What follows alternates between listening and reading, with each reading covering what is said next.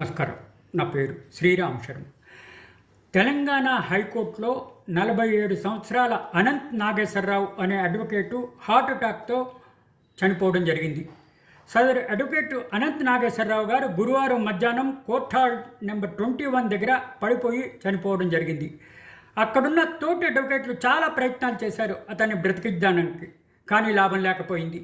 వెంటనే ఉస్మానియా హాస్పిటల్కి తీసుకెళ్తే అక్కడ చనిపోయినట్టుగా డిక్లేర్ చేశారు.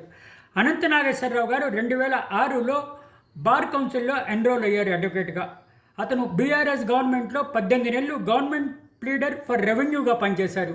దురదృష్టం కొద్దీ హార్ట్ అటాక్తో కింద పడి కోర్టు కాంప్లెక్స్లోనే చనిపోవడం జరిగింది. ఎంత ఆశ్చర్యకరం అంటే, ఎంత విచారకరణ విషయం అంటే, అడ్వకేట్లు ఇంత టెన్షన్తో ఉంటారు అని చెప్పడానికి ఇది ఒక చక్కటి ఉదాహరణ.